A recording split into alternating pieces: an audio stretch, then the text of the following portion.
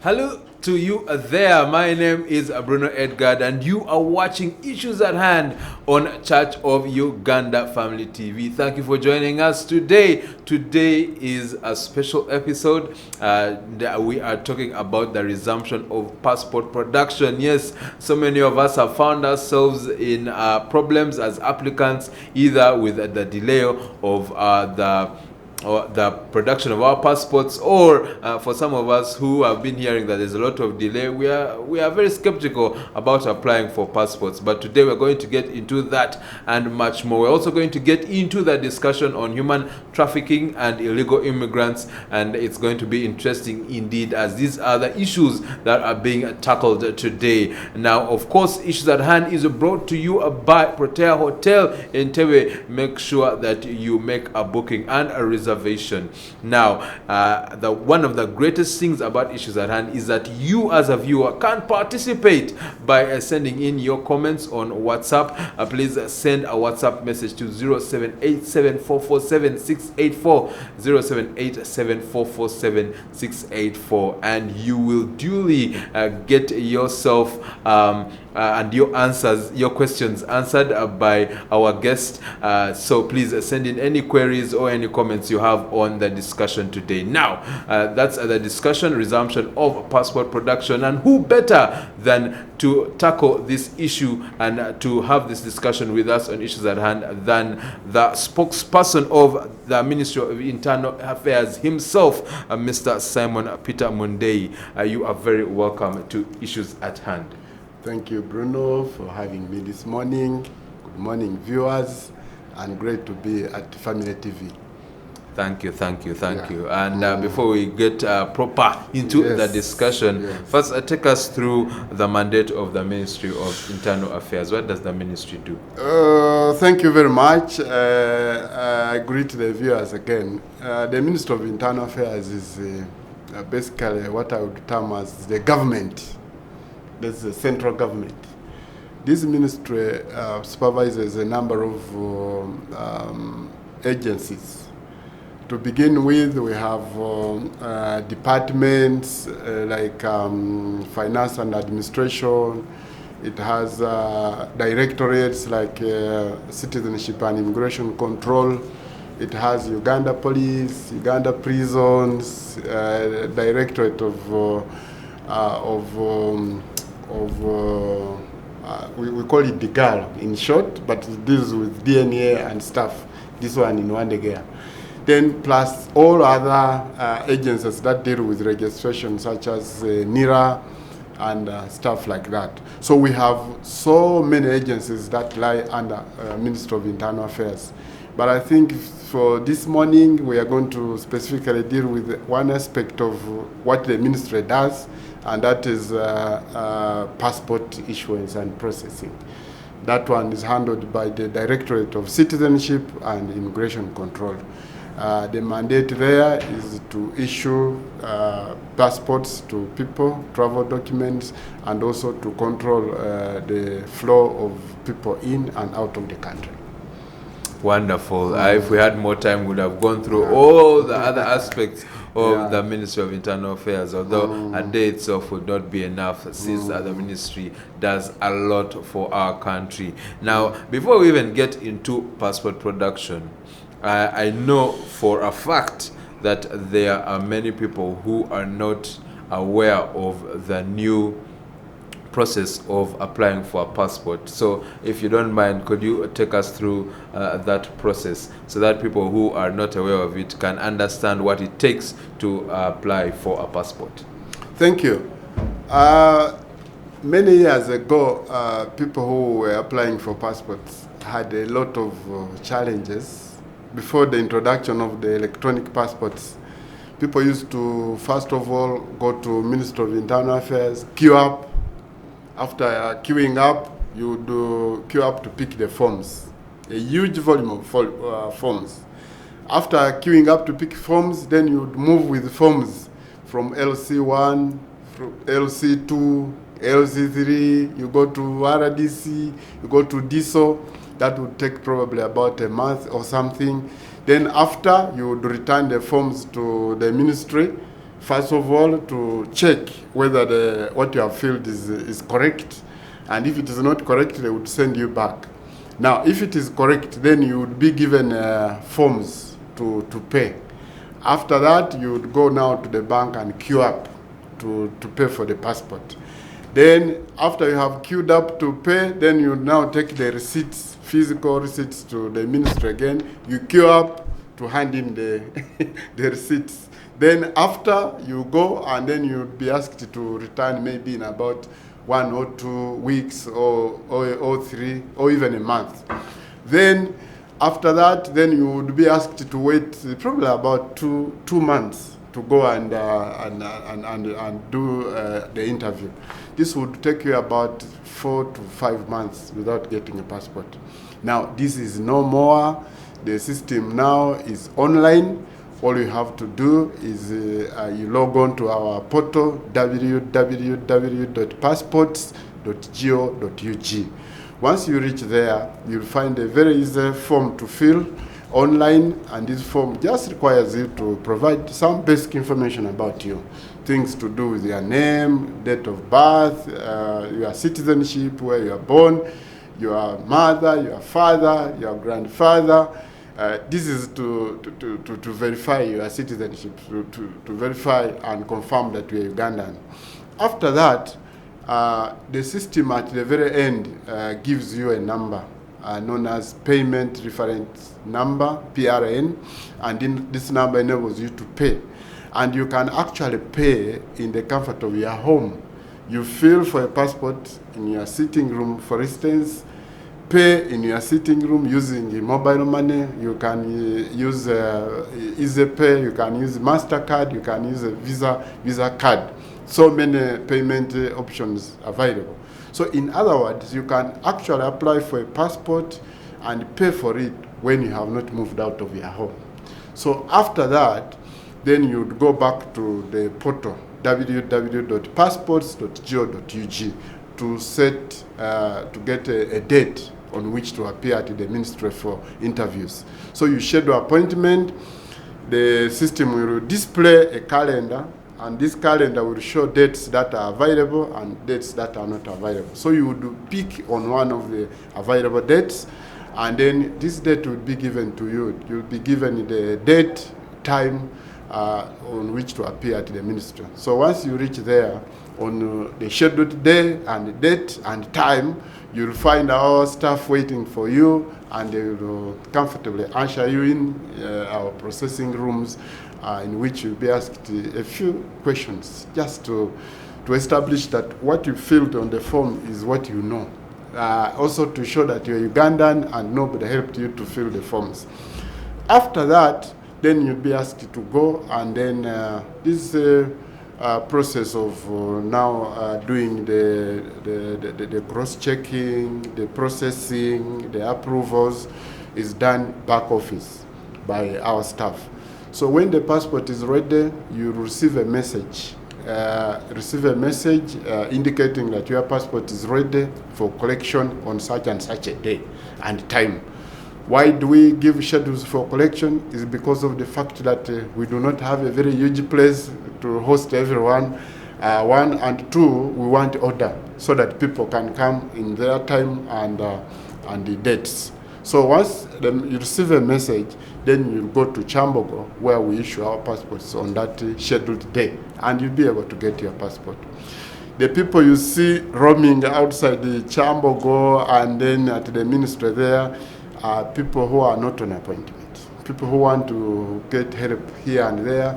People Actually, I wanted to ask about that, because I keep seeing lines outside the ministry, and I keep wondering, are these people who have applied?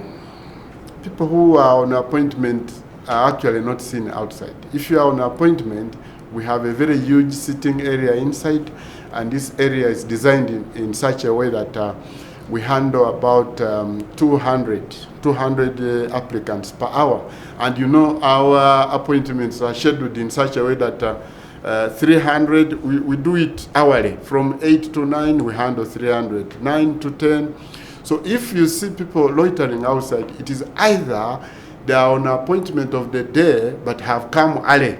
Before their time, somebody is given 8 a.m. to come, but some people read this time in Uganda. Somebody thinks 8 is 2. Is 2. And somebody thinks 2 is 8. So when he sees 2 p.m., then you find somebody at 8 appearing. So such people are asked to go, and then they don't want to go back home. They loiter around there waiting for their time. Then 2, there are also those people who are not on appointment. They come, they want to seek for help here, they want to see this broker, they want to see who could be around to help them. So these are the people you see us struggling with outside the ministry. Otherwise, people who are on appointment are inside, being worked on at that particular time. Because appointments are time-bound. You have been given 9 to 10. You arrive there 8:30. We usher you in, and by 10:30, you have already been worked on. Another group of people is entering. So I ask applicants who make it to internal affairs to keep time, to keep their appointments, not to go there unless they are on appointment. This is how we shall establish order and maintain peace in that place. And on the subject of appointments, what is the period in which, say if I apply today on that online portal, when is the next available time that I'm most likely to get an appointment? For some, I've seen it can be over a month before you go for that appointed day. Appointments depend on the number of applicants. On a typical normal day, we handle about between 2,000 to 3,000 applicants. So if you find that on a good Tuesday like now, so many people have applied. Let's say 50,000 people have applied today. The system will arrange you in such a way that only 3,000 are scheduled for the day. So if you find that on the day you have applied, there are so many who have applied, then it will keep pushing you to a future date. But it does not go beyond 4 weeks. It doesn't go beyond 4 weeks. But given the numbers now, the demand for passport has tremendously increased. There are many people now, because of our sensitization, who want passports. People who want to go and study, who want to go and work outside, people who want to go... Actually, that was one of the questions I wanted to ask, because, like you said, the old process was not so systemized as it is now, but it seems like there were fewer people applying for passports then than they are now. The old system, before we migrated to this new system, we would handle on average between 500 to, I think, maximum of 800 people. But when we went online and then changed these passports to E, first of all, the process became simpler. The people who feared this process of moving from one office to another to have their forms endorsed by LCs, those who had feared those processes now came out to apply for passports. But also, most importantly, there were also these labor export companies. I think the advent of labor export increased with these new passports. Now you find there are so many people who want to apply for passport because they want to go and earn $1 in the Middle East and something like that. So we find that the demand for passports has significantly increased because of labor export. One, because of the sensitization. We have put up a very serious sensitization drive to have information displayed around our headquarters, information given to people on the TV. Now I am here on Family TV giving information that I know for sure that there are people who are out there who would have not applied for passport but would apply for passport after this show. Then, of course, we have gone to newspapers, we have gone to barazas, we have organized groups in villages and given flyers. So because of these sensitizations, people now have gotten information about passports. But also the fact that Uganda has developed. There are many more people now who would want to go and study out of the country. There are many people who would want to go and give birth outside Uganda. There are people who would want to go and seek medical treatment outside the country. There are people who want to go and do businesses.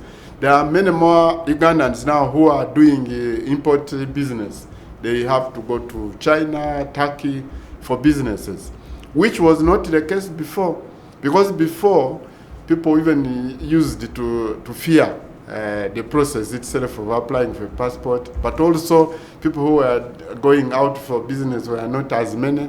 People who were going for tourism out to have fun were not as many as it is today. So because of all these factors, the demand for passport has increasingly gone up from 800 to now about 3,000 per day, which is quite a number, and because of this we have had, of course, operational challenges here and there because of these huge numbers.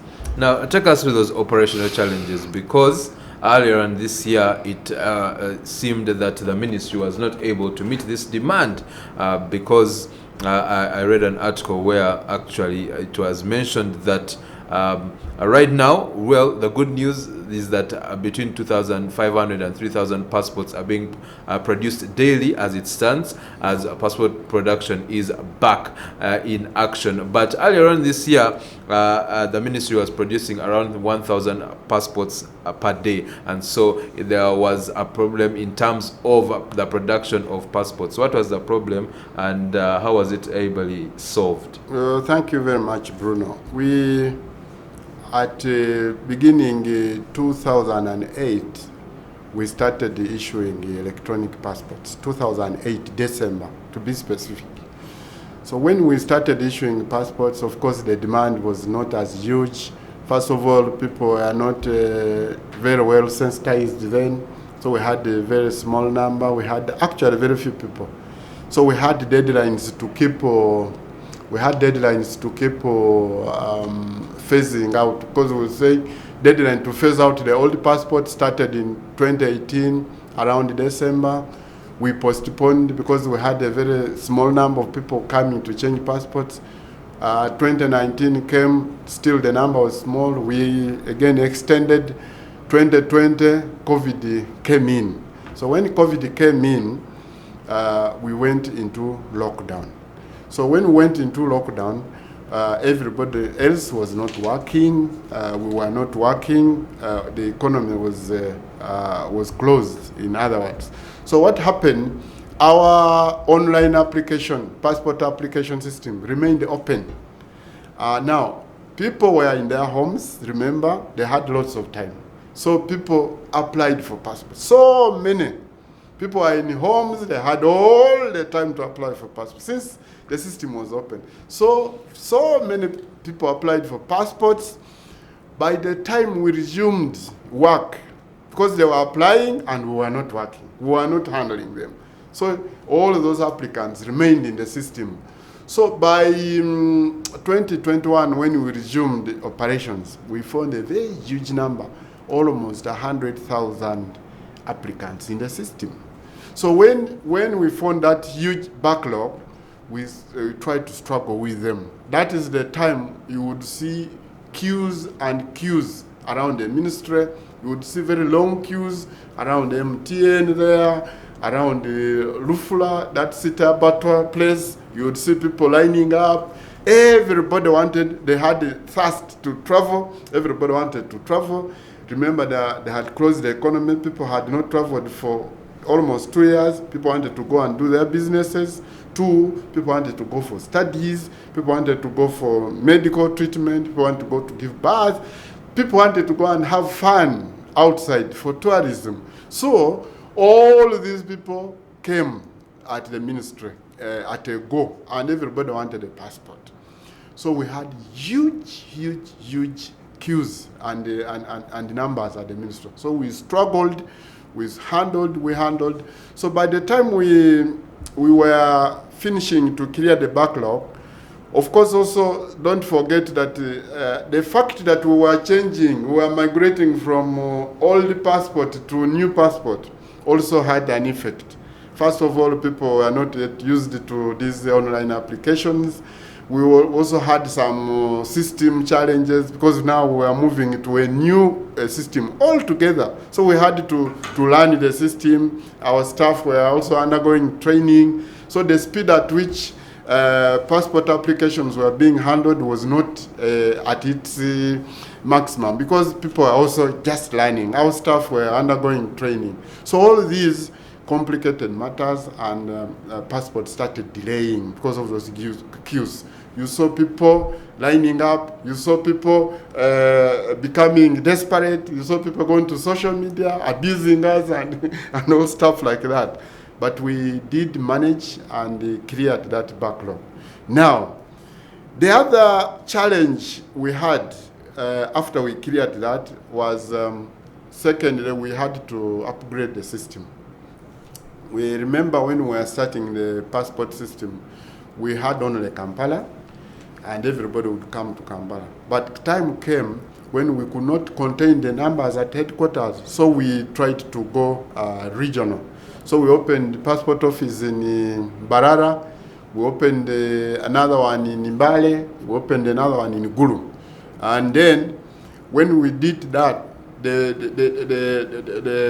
volume of applications increased in those parts of the country. When the volume increased, it therefore meant that the system capacity had also to be improved upon. Otherwise, the volumes had increased, system had remained the same. We needed to keep upgrading our system to support the larger applications now that were coming in. So because of this, we first of all cut production by half. You remember one time I went on air and said they were upgrading the system and we could not give passports to all of the applicants as they demanded. So we cut production by half as we tried to improve the system. So by the time we finished upgrading the system, again there was some backlog in the system. So we struggled. When we were about to finish, then also now enter in the element of Russia-Ukraine war. Now, our suppliers used to import some of these materials to make passport covers from Russia because they are oil-based ingredients that used to come from Russia. So, but because of the war in Russia, between Russia and Ukraine, and because of the sanctions that were put on imports from Russia, these people were not able to get these materials in good time to give us the passports we needed in good quantities. So they gave us a quarter of what we were supposed to get. So because of this, we had to also reduce the issuance numbers. We reduced from 2,000 to between 1,000 and 1,500. In other words, we cut short passport production by 500 booklets. And now people who had applied in the months of March, April, May, and also June delayed.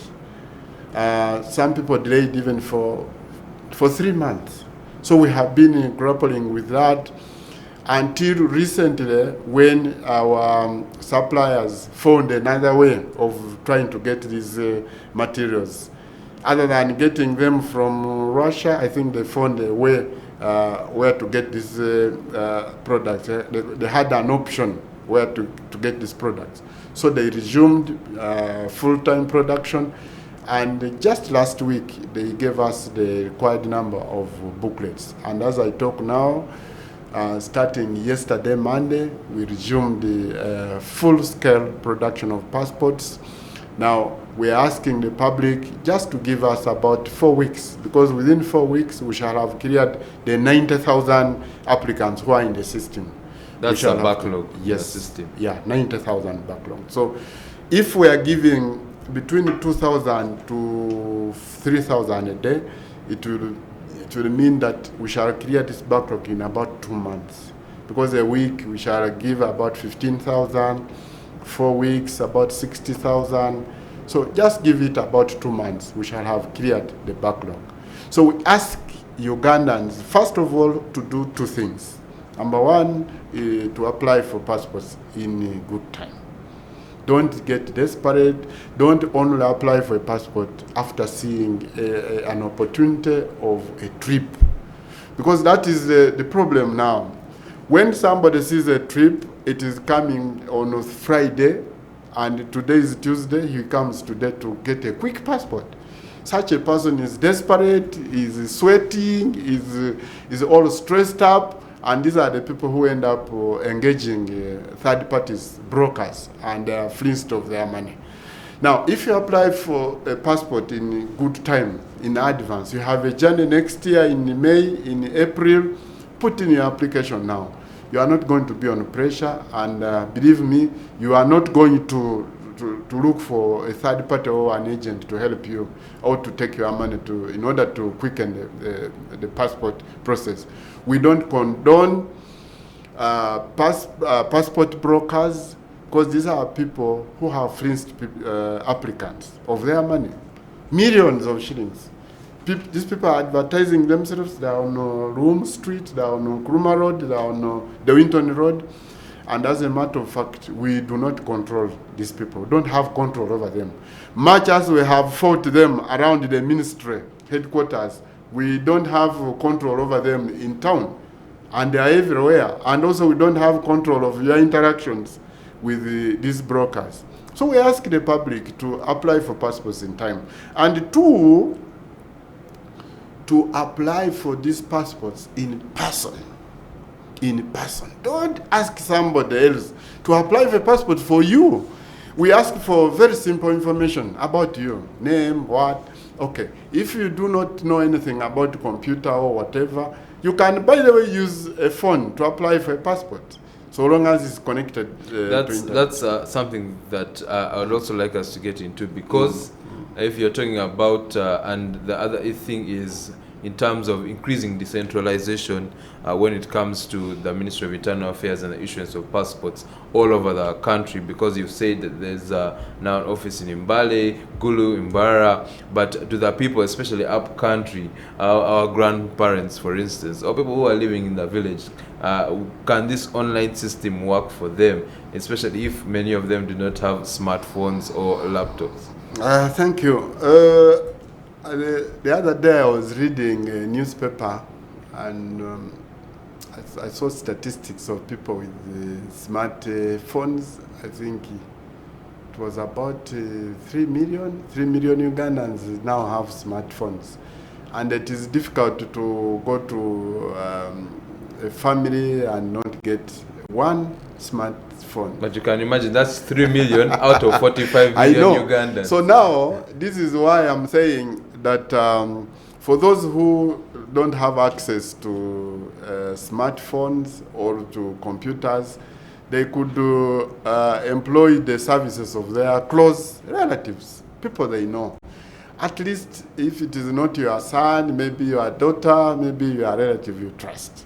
It is very bad for you to go to the Winton Road and find somebody who you completely don't know and entrust him with 1 million shillings to help you apply for a passport. Like we have been seeing cases of brokers. So it is better get somebody who is close to you, somebody you trust, who can help you input this information. But we encourage Ugandans not to use brokers, because brokers are a pain. Brokers have taken people's money, and in most cases they have not helped. By the way, they have not helped at all. You find somebody walking to Ginger Road, instead of coming to the ministry headquarters where we have officials handling passport matters to help if somebody has emergency, for instance. You don't have to go to a broker. A broker will not make matters any better, because a broker will also want to come in and seek the services of the other officer, then the other officer, you know. And of course for them, they do it for a fee. So why don't you come to the ministry itself and find somebody seated in the office, has put on a uniform, and we have name tags, and identify that I found Bruno. seated in this office number 1, and is the one who is helping me get a passport. Such that if things go wrong, you can be able to trace Bruno and find him seated in that office. But most of these people go to, especially the Winton Road, they find these brokers, they have never seen them, that because they have been advertising on social media and given a very good information about quick passport processing, so you'll find people attracted to them.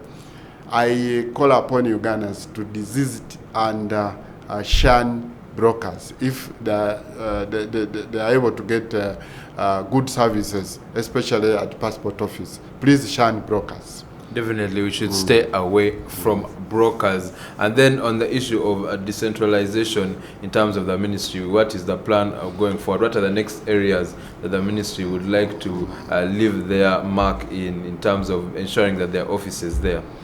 It is government policy that services are taken closer to the people of Uganda. That is why, for sure, we are struggling to see that we extend these services to nearer to the people. We started, of course, decentralization process about a year ago when we extended to the regions. But also, we did not stop on the regions. We also did extend to the diaspora. We extended to London. We opened an office in London handling Ugandans in that part of the world. We also opened Washington. We opened Washington. We opened in Abu Dhabi to handle Ugandans there. We went to South Africa, Pretoria. We went to Ottawa, Canada. We are going to Denmark soon in about 1 or 2 months. And then we are also heading to Beijing. Back home, we are hoping to open one in Jinja, because we saw that there are so many people in that part of the country who need the passport services. We're also planning to open another one in Arua to boost the northern branch.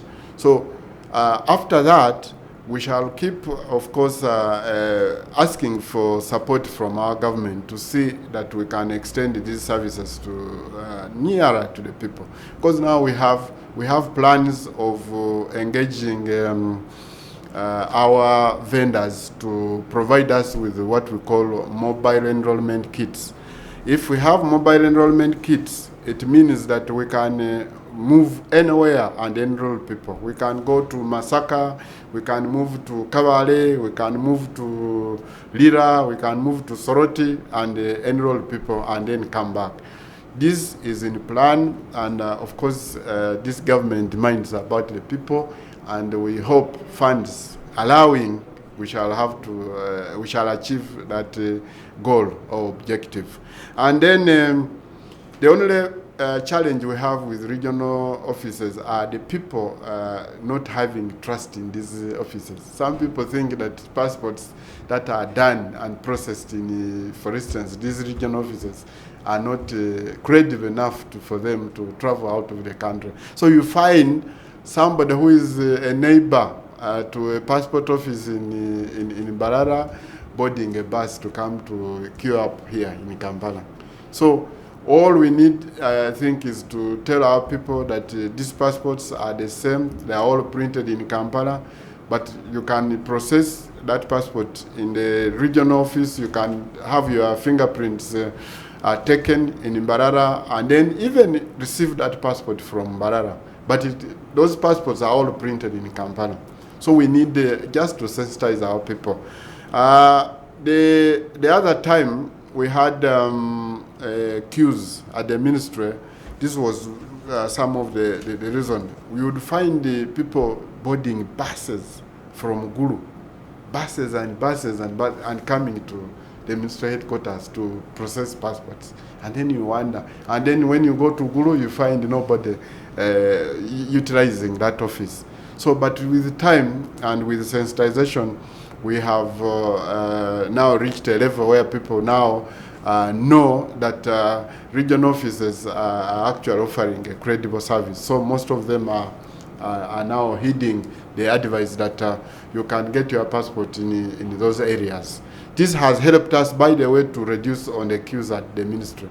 As I talk now, we don't have queues, and this is one of the reasons why we don't have queues at the ministry.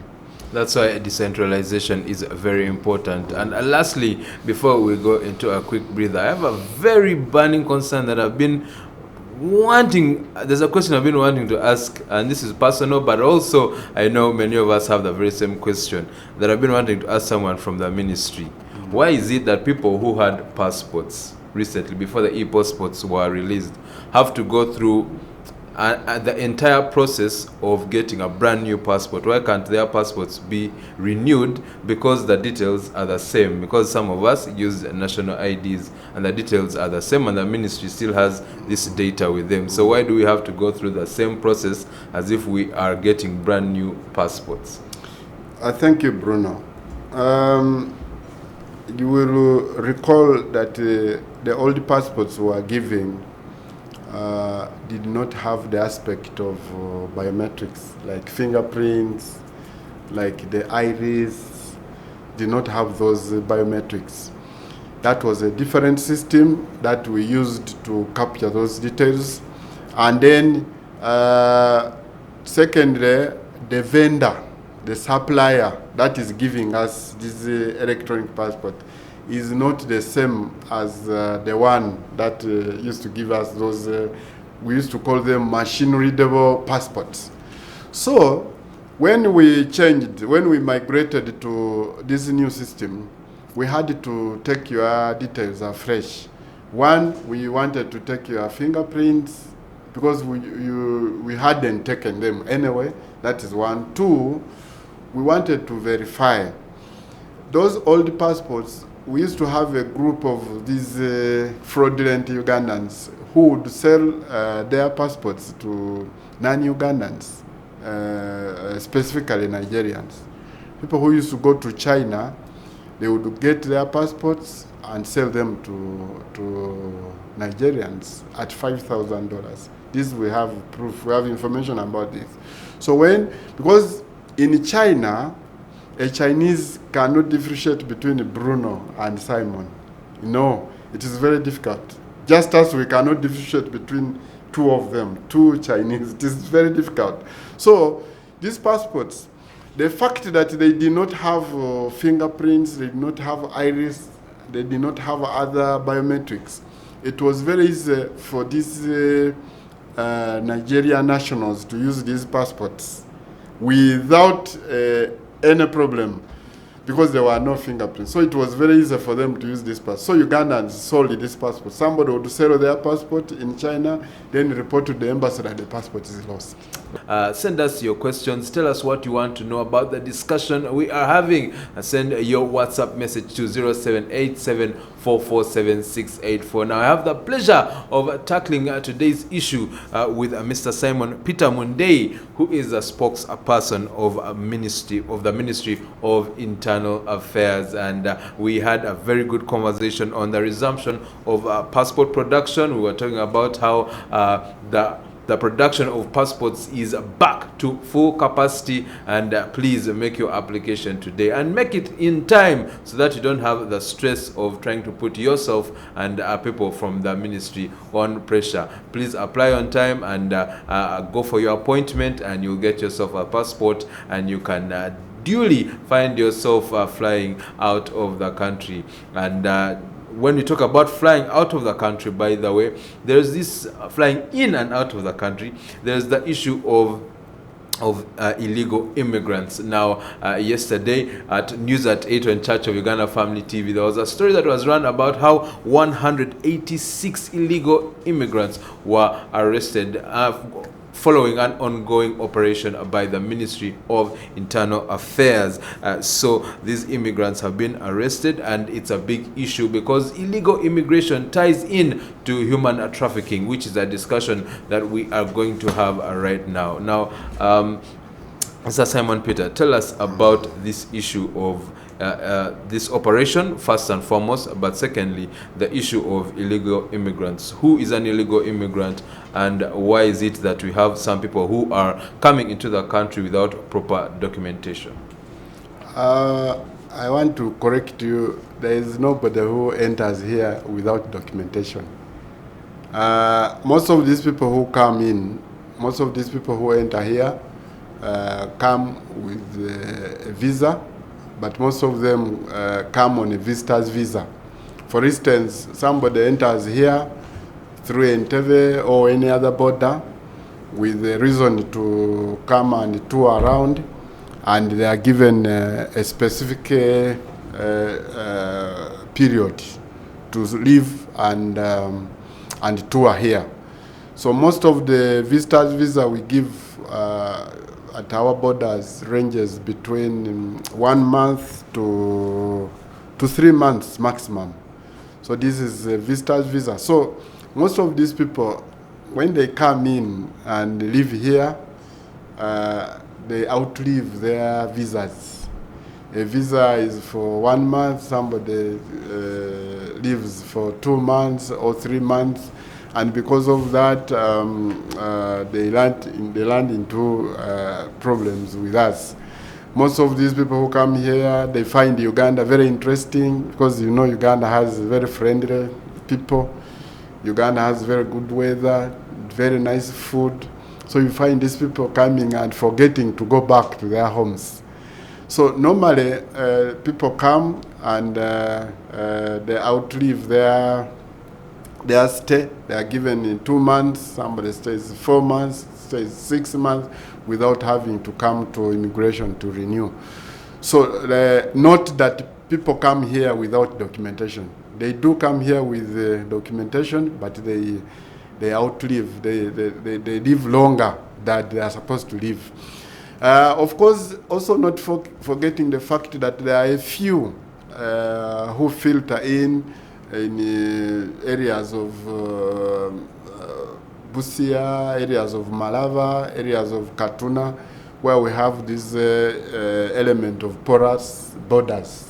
Porous borders, these are borders which are not manned.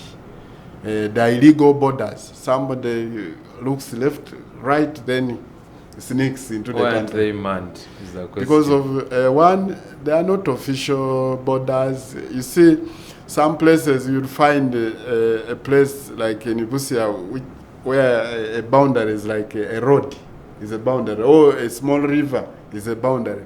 So you cannot man this entire boundary line from Karamoja up to to down. So you find some places not manned because of course, the logistical problems, because of manpower shortages and what have you. So you'll find somebody crossing.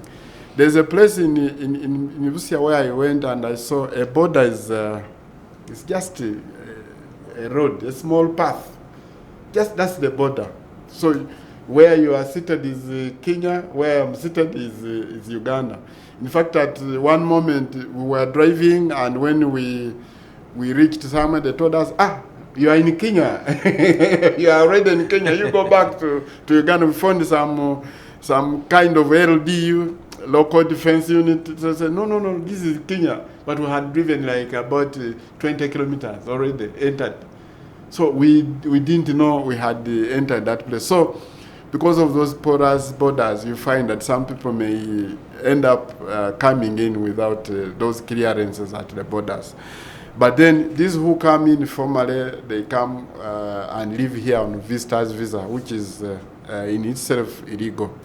So last week, on the night of Saturday, of Thursday, we carried out a very huge operation in the areas of Bunga, Kansanga, areas of Kabalagala, and Muyenga. Of course, acting on intelligence, we found that there are a group of people who are not Ugandans. They live here, but that they operate at night. During daytime, this group of people are sleeping. Then at night, they wake up. They are working in supermarkets. This is 24-hour supermarkets in those areas. They are working in bars. We've even found some young girls who are operating on the streets of Kabalagala at midnight. So the population around got concerned and approached our officers and reported that they were wondering how some people would be sleeping during daytime and operate at night. The nocturnal life in Kabalagala, you know how it is. So we carried out this operation to find out whether these people are living here legally. So when we first reached Bunga, we found that most of these are youth. They are young people in their 20s, 30s, early 30s. We found that, for instance, in a place called Ethiopian Village in Kabalagala, you would find a small room, and inside there you find 20 girls sleeping in turns. So one sleeps, then the other one goes out, and who are wondering. We ask them for documents, they don't have. You ask them who brought them here, they don't know. Then we were forced to arrest those people. Others, they had documents, they had passports, but with expired visas, visitors' visas. Others, they had expired student passes. Others had come in pretending to be students in those many universities in Kansanga, but we realized that they were not actually students. Because you would find somebody, says he's a student of KIU, for instance. Then you say, ask, where is the KIU? Somebody would tell you it is in Busega. You know, doesn't know even where KIU is, you know. Then you ask which course they are doing. Somebody says, I am doing biology.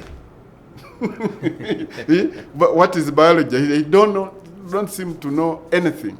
So we later on realized that these people were duping us.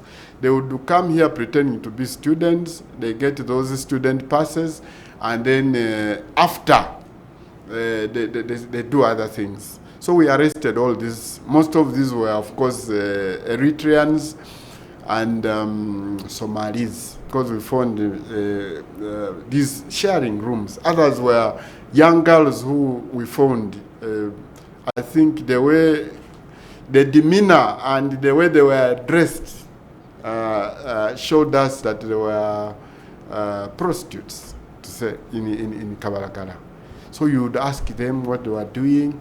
So we thought maybe there could also be an element of human trafficking or something. Because some of these girls don't know how they came here. Maybe somebody trafficked them in here and wants to use them to get money. So they are on the streets in Kansanga and those areas of Bunga. So these are the people we arrested. So we are investigating, we are sieving, and those we find with some papers, of course, will be let free. But those we find guilty of illegal entry, of course, will be fined, taken to court, fined, and then removed from the country through deportation. But I call upon Ugandans in this again to be on the lookout in their places for these people who sleep during daytime, or the entire day person is sleeping, is not a Ugandan, is sleeping. Then at night is waking up to work. What type of people are these? We don't, this nocturnal life, you know, it points to something. It points to an illegality, it points to sometimes criminality in those areas. So we call upon Ugandans to be on the lookout. We have been told there are a group of people in Rubaga, areas of Zana, areas of Najanankumbi, Nasana, areas of Mengo, where most of these people are operating. They operate at night because at night they know we don't work. So they are active in the night and then less active during daytime. So we call upon Ugandans in those areas to keep giving us information that will enable us to apprehend such people, because there could be security threats. Could be there thinking they are buying your products, they are occupying your houses, renting your houses, but there could be a threat. So let us report these people and have a way of managing them. And then on the issuance of visas, a question here from one of our viewers. Good morning, Arinda Inid from Chireka. My question is, what happens if I have my visa expiring next week and I'm supposed to go back, yet I'm supposed to go back to Saudi Arabia and I still have the old visa? This is a Ugandan, right? The visa is for Saudi Arabia. I don't know. Maybe it's a Ugandan who was born in Saudi Arabia. I don't know. Sure. Because visas are given to non-Ugandans. Non-Ugandans. So these people who come in, if your visa expires, you can have it renewed. You can have it renewed with a reason. And renewal of a visa is free of charge. You come to our office, tell us why you want to renew the visa. Give us a reason. With evidence, we renew your visa. Free. You don't pay even a coin. Now, but that one, maybe is a Ugandan who has applied to go to the Middle East, wants to go there, and the visa has expired or something. Maybe Then, if it is that's the case, then he should renew the visa. You should go to the embassy, maybe UAE embassy or whatever, and give reasons why he has not traveled to that place and why he has taken long, and hence leading to expiry of the visa. Can give reasons, and that visa can be renewed. Definitely. Yes. And the last question that we're going to go through here is Ian from Kawempe, who says, you are resuming with the production of passports and you are starting with the backlogs. When then will you start with the production of the passports for new applicants? We are actually doing both. We have resumed, but we wanted to give priority one to those who are already in the system, because these people have honestly waited. They are our people, they have been patient enough, they have waited for long. So I was giving it 4 weeks. 4 weeks or a month and a half. Those are 6 weeks. So does that mean that during that month and a half, and the production of passports for new applicants will not be happening? It will happen to those who need them urgently, like those the sick ones. We shall giving passports to the sick ones, to those going for urgent government work out of the country, for those who have terrible emergencies, and then those who are in the system already. So in other words, we're asking the public to give us these 2 months or 1 month and a half to clear this. But it does not refuse you to come to internal affairs and you do the enrollment. You can still come, enroll, and have your interview taken. After that, you wait. But the priority we are giving those who are already in the system, one, those who are going for medical treatment, those going for scholarships, these students going to study, those going for urgent government work, and those who have deadlines to meet out of the country.